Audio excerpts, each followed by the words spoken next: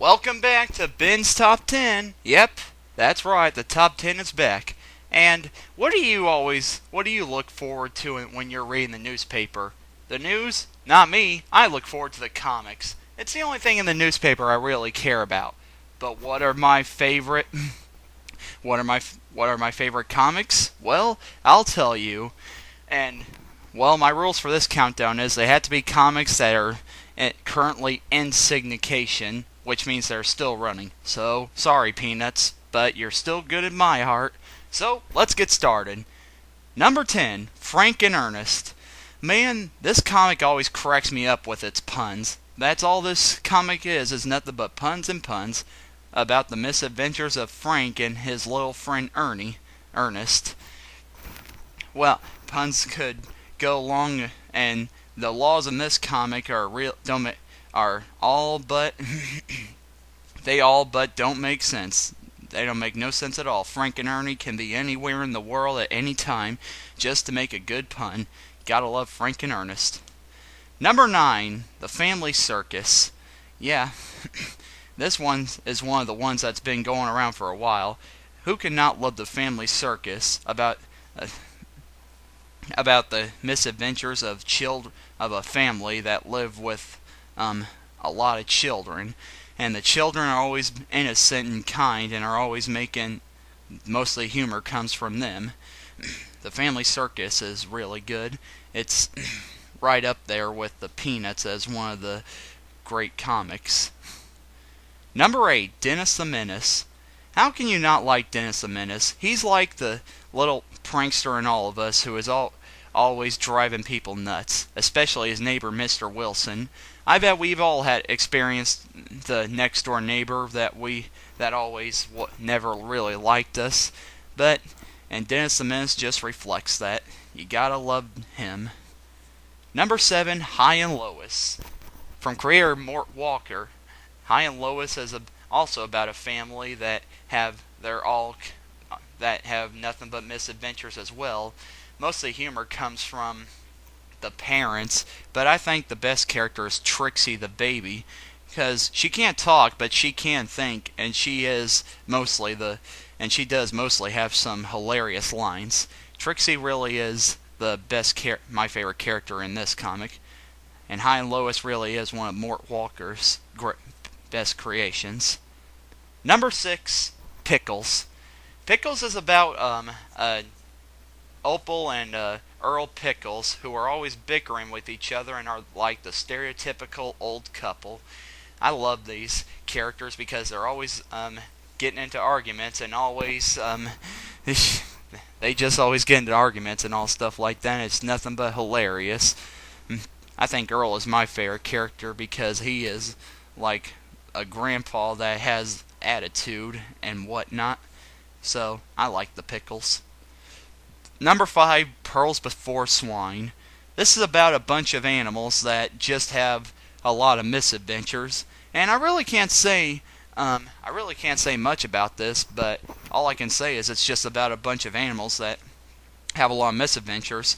There are times when the creator, Stephen Pastis, appears in the comics, like there was one where he was arguing with one of the characters, Rat, for editing his Wikipedia page.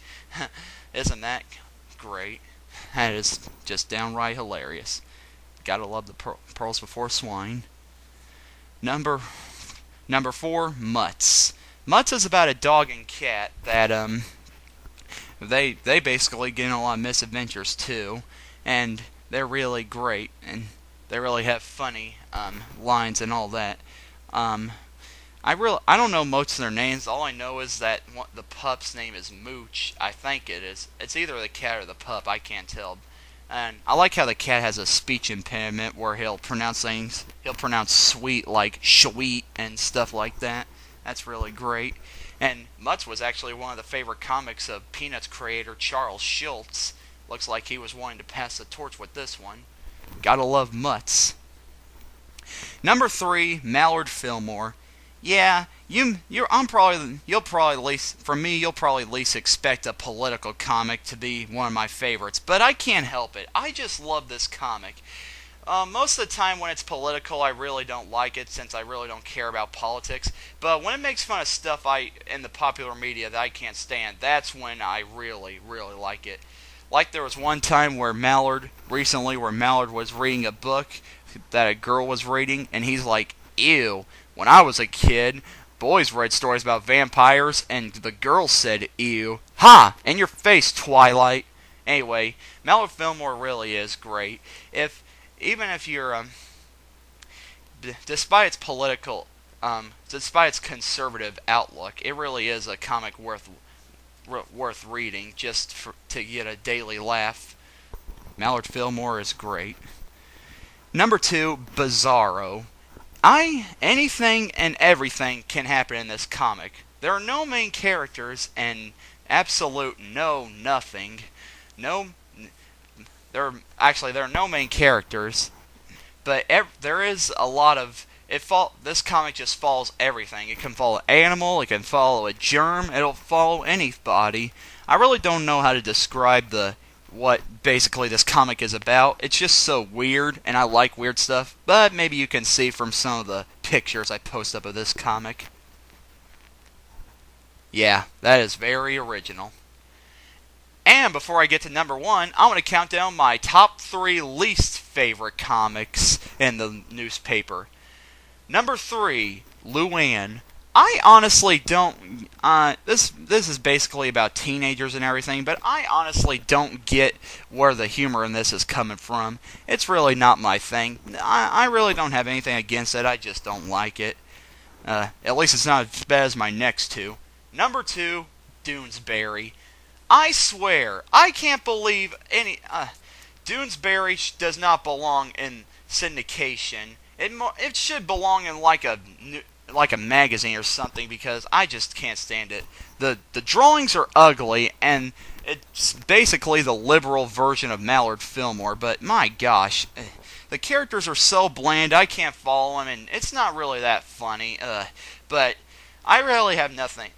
Listen, when I say bad things about this comic, I think they're good in their own right. No, I don't like them, but by all means, I don't want them wiped off the face of the earth, because they could have fans too.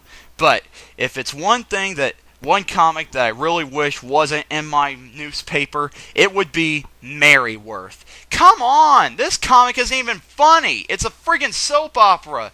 I read the comics to get a laugh, not be bored to tears and all that stuff. Merryworth, why? Why can't you be funny? I want to laugh at you, I want to like you, but I don't like soap operas. If you're gonna be a soap opera, make a dang comic book. Don't put syndicated comics in the comic strips, okay? Man.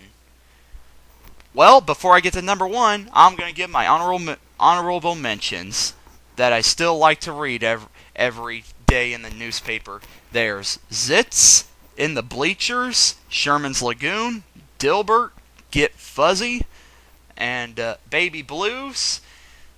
And that's it.